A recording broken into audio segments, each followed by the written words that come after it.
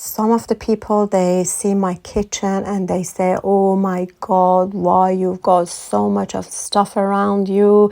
It's too busy, it's too crowded, I just get dizziness and it gives headaches and all. Hi guys, welcome back to another video. Today I'm here with you from my kitchen. So I said to myself, let me show you today what I'm doing in my kitchen, what's going on here. However, I have to go to work today in the afternoon, but now I'm here in the kitchen to make some food, to just make some cleaning. So I said, why not do it together? I can talk to you about some recent things and also go on with the kitchen stuff. Okay, so let me show you first what I've done until now and what I'm gonna do for tonight. Today I'm making a very yummy Indian dal for the dinner. Last night I let this dal to be soaked for 1 to 2 hours and then I cooked it last night.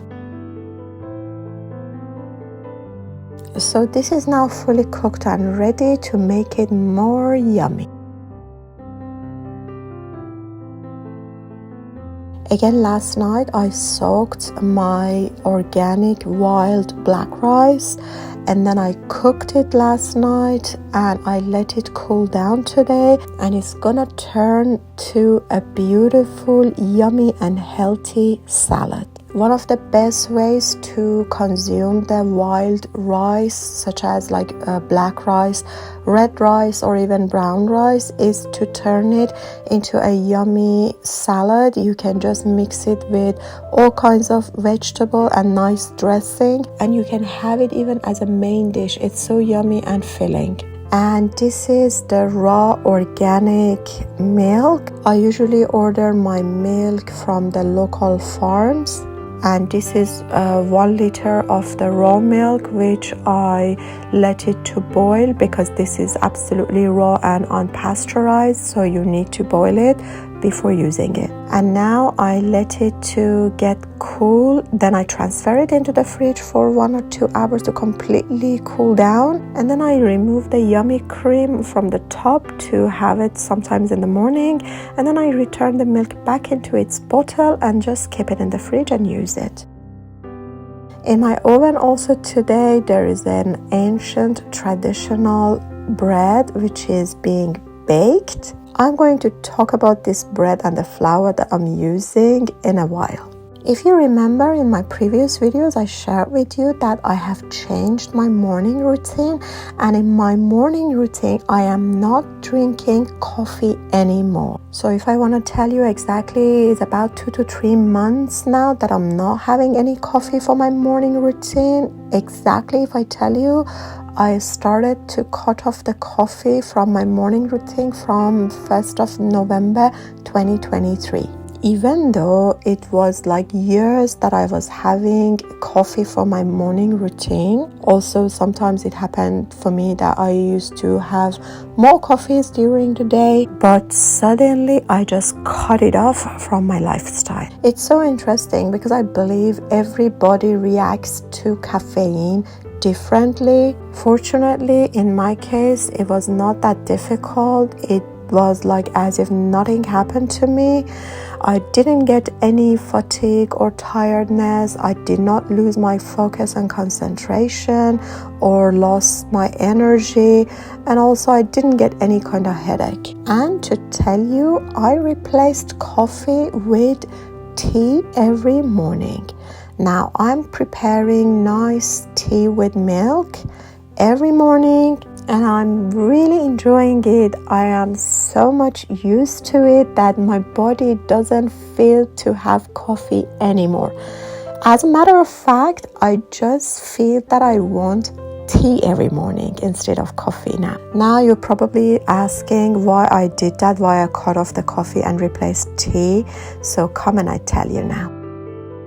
Now I'm going to chop some onion for the dal that I show you to make it rich and nice. Going back to why I cut off the coffee from my lifestyle, we watched a lot of important videos on YouTube coming from really prominent doctors and brain surgeons. These people, they were talking about the effect of caffeine in their videos, which I'm definitely going to share the links of these videos at the description box of the video for you guys to see yourself. Basically, these doctors, they were saying caffeine is one of the important factors that contributes to a lot of problems, brain problems and disease once people start aging. Dementia is one of those diseases that people tend to have more if they consume lots of caffeine. I mean, by lots of caffeine, excess amounts of caffeine during the day in their lifestyle. After watching this video, I really start wondering why there is a lot of people, elderly in care homes, ending up having dementia. Like most of the elderly people in the West, they are having dementia. And if you want to compare the number of people with the people aging in Middle East, you will see a lot more people, they get this disease in the West comparing to East. So as you see, they're trying to say consuming excess amounts of caffeine every day is going to increase the risk of getting dementia when you age. Also, you need to pay attention that caffeine is not only in form of coffee. There are a lot of other things during the day you might consume that it contains caffeine. So to me, it kind of makes sense because people in the East, they consume less caffeine or less coffee, let's say.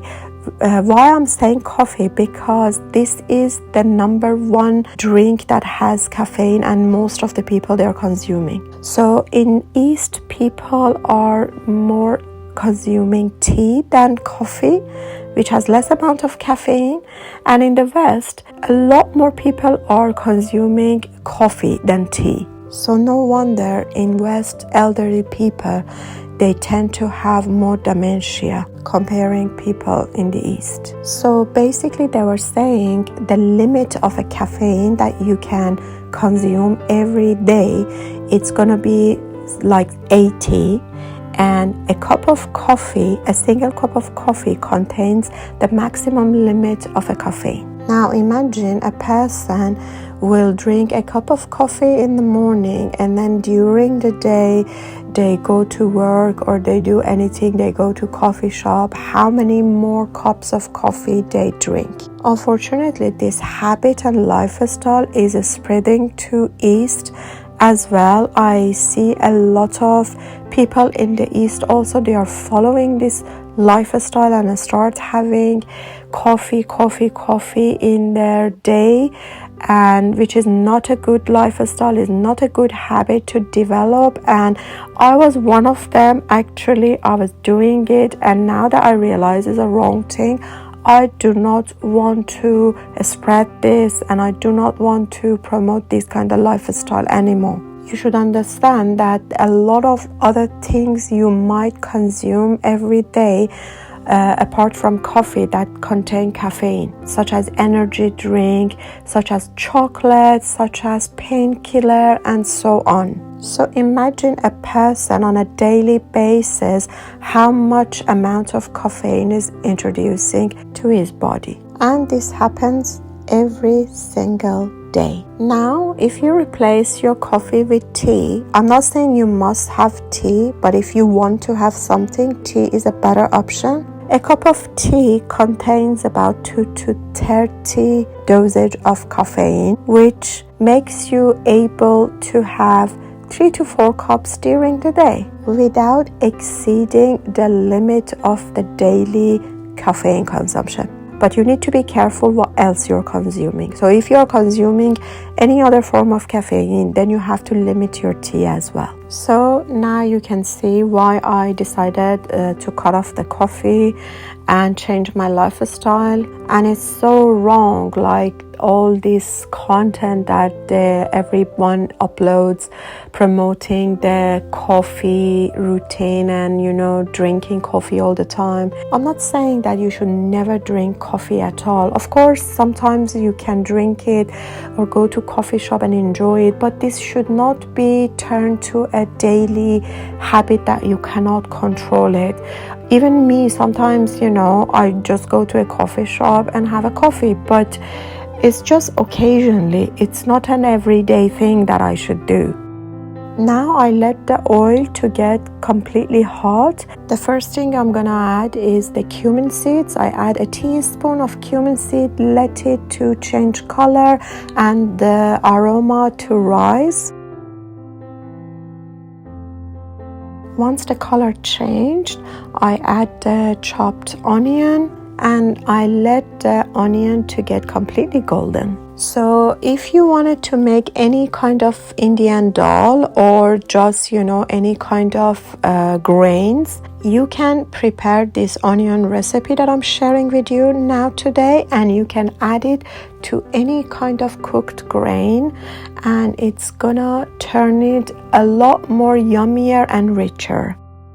Now I want to tell you about something called homesteading in the city. While I'm washing my dishes, I'm gonna also share these things with you. First, I tell you, some of the people, they see my kitchen and they say, oh my God, why you've got so much of stuff around you? It's too busy, it's too crowded, I just get dizziness and it gives headaches and all. Well, my kitchen right now is a small kitchen. A lot of items that I need on a daily basis, so many other people, they might not need it at all. Especially because I am creating content is one of my jobs. So I need a lot more stuff around me, which a person who doesn't do that really doesn't need it. And because I'm living in a rented house, this place is small. I cannot really touch the place. I cannot do as I want. I cannot decorate it or make some changes to the place. But anyway, as it is, I love it. I really enjoy spend time in my tiny kitchen with all the stuff around me. It really gives me such a positive vibe every time I walk into my kitchen to do something. Basically, I love the old style and old-fashioned kitchens where you see so many stuff around you and such a warm environment. And I don't really like the quiet kitchen where you don't see anything on the top of the cabinets. All is in one pale color, is not vibrant, and basically, to my opinion, it doesn't have any soul. And this is really depending on your taste. Some people like those kinds of kitchens and environment, and some people are like me, they like this one. So it is completely personal. Things that I keep in my kitchen basically are the tools that they really help me to make myself more independent, to do some kind of like homesteading in the city in a rented house. To some, homesteading may seem like a faraway dream only to be attained when you have much more life experience and you have a big farm with cattle. But I want to tell you that really you can homestead if you want, no matter where you live. Homesteading is much more than farming and owning a land nowadays. Maybe in the old time it meant that you should have a farm and owning your own land. But as of today life, which life is so difficult and is really changed, and so many people, they do not have that opportunity to own a land and to do farming. It's becoming a little more self-sufficient and connected with your food actually. Not that to have a farm to be a homestead person.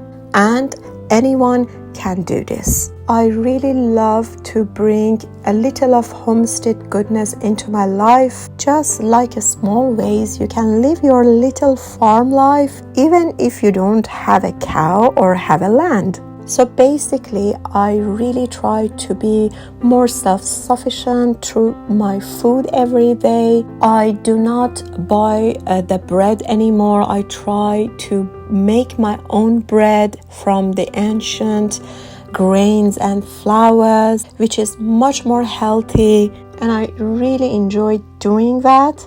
Or for example, if I want to use dairy product, it's so easy for anyone to just go conveniently to the nearest supermarket and grab one from the shelf. But I do not do this anymore because now I realize that it is very important to know where your items are coming from, where is the source of the production, because to me it's very important. I do not want to support the bad ways of cruel farming, factory farming, and the cruelty that it just goes to animal and trees, lands every single day. I do not want to support that anymore. So if I want to buy, for example, a bottle of milk, I rather go to a farm and order it where I know they do not practice animal cruelty. They do not separate the babies from the mother to just get the milk and give it to me as a customer. They don't overwork the animals. So these things really matters, because if you don't care about it, if you just go and easily get a bottle of milk from your supermarket, you basically promoting the factory farming. You are partnering in the crime which is going on throughout the world for animal cruelty, and I do not want to support that basically. So if we want to end the cruelty in the world and make this a better place, we have to start by small things from ourselves only.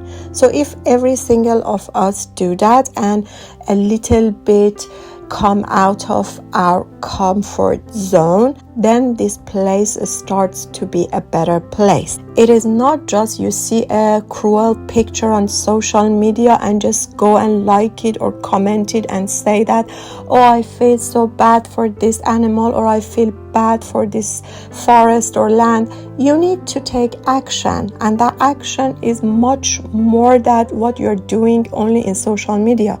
You have to take a practical action, and one of these actions which is going to do a huge difference is just a small things that you can do at home. So because of all this, I started homesteading from a rented house as much as I can, and I'm doing it and I'm really enjoying it. If I want to wait so that I own a house and then wait for the situation to be much better and to be okay or anything like that, maybe that time will never come. Maybe after 10 years I won't be able to buy any house. But I just want to do what I want to do and what I enjoy. So I started from a small place, from a rented house, and I'm doing great. And I'm sure every single one of you can do it. Okay, back to our food. My onion is now golden. What I'm going to do is that add some ginger and garlic paste. If you do not have ginger and garlic paste, you can just grate some fresh ginger and fresh garlic to it. Then I add 1 chopped tomato. Spices that I'm using for this is 1 heaped teaspoon of coriander powder, chili powder as much as your taste. This powder is an Indian yellow powder which is called hing or asafoetida, if I'm not wrong. Adding just a little amount of this powder to my food, it makes the food delicious, but do not add a lot. If you do not have this powder, I'm gonna give the link at the description box of the video for you to go and get for yourself. Adding a little bit of water to it, and then I cover it. I let it to simmer until the tomatoes are completely soft. As you can see, the water is evaporated. Now I'm going to add a little bit of salt. This is a natural Himalayan pink salt. I buy it as a rock and then I turn it into the powder in my grinder, and it's perfect. The one that I'm buying is pure and without any sand mixing inside it, and is one of the best Himalayan salt. So I'm gonna leave the link of this salt at the description box of the video for you.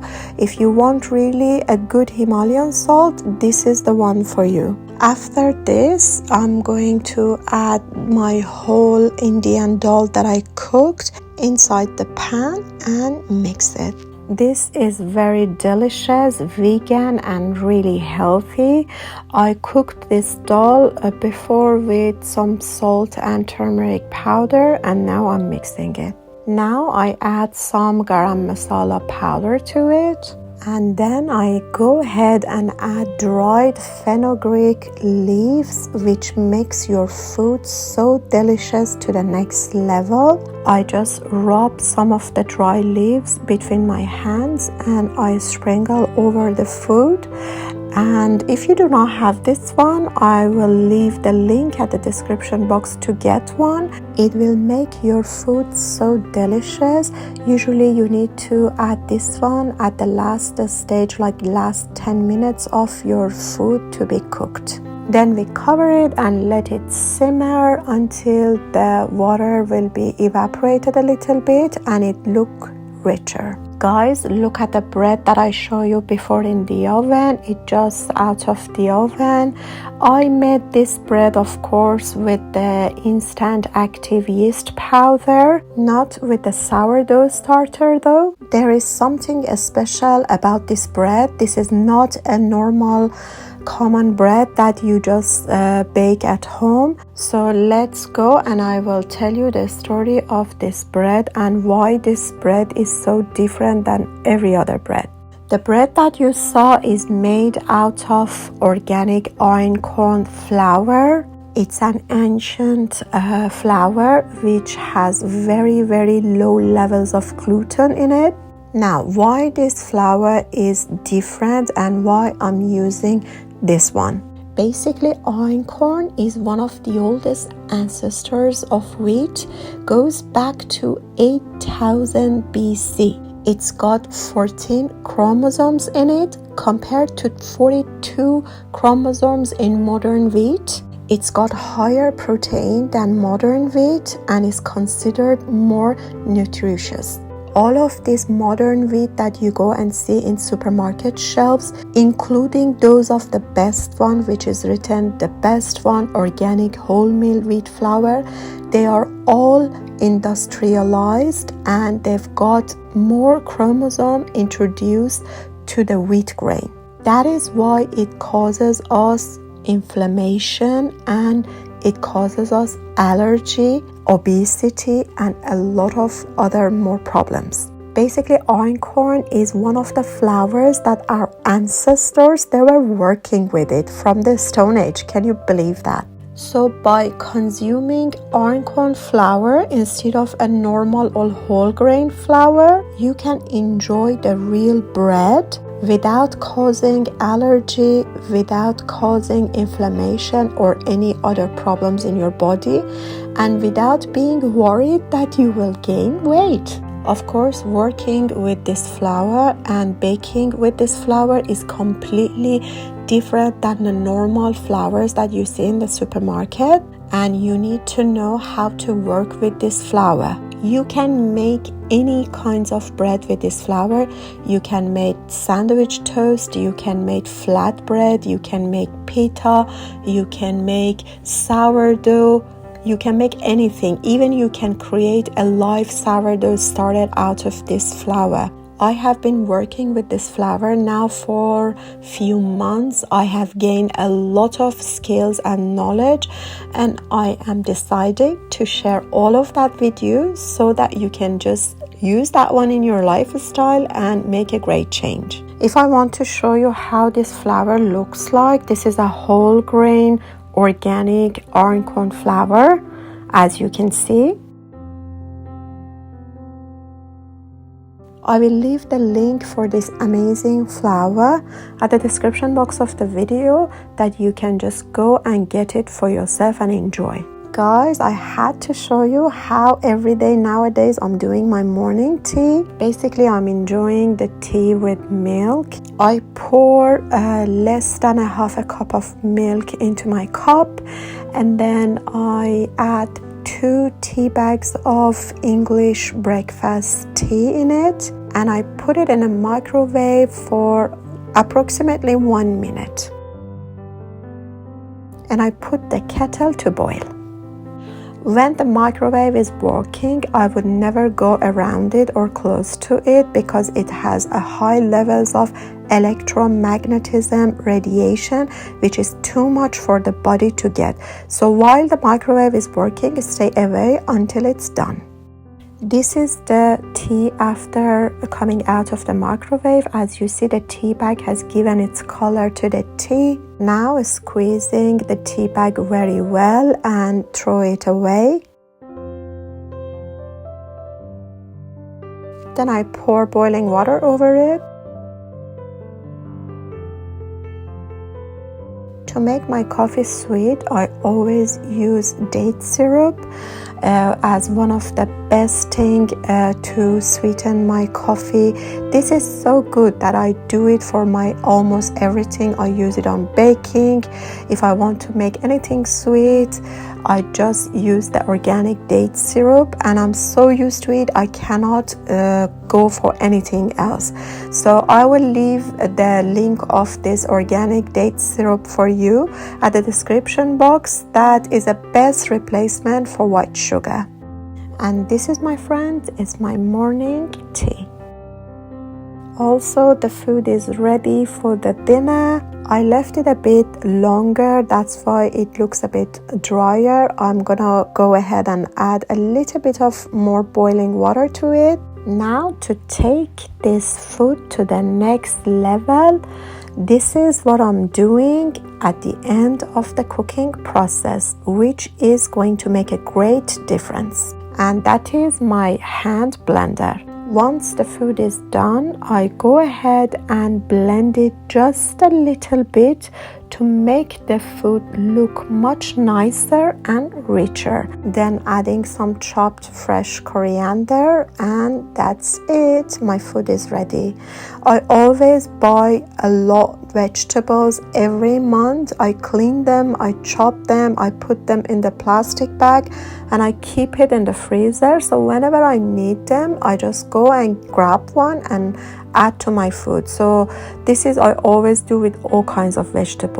Now this beautiful yummy food is ready. It's so healthy. You can enjoy this one either with rice or with bread. Okay guys, my tea is ready. I already done making my dinner. I hope you enjoyed the time I spent with you in the kitchen. I enjoyed a lot. All the things I introduced you in this video and showed you are available at the description box of the video as well as the first comment. Until the next videos where I'm sharing another homesteading in the city with you guys, take care.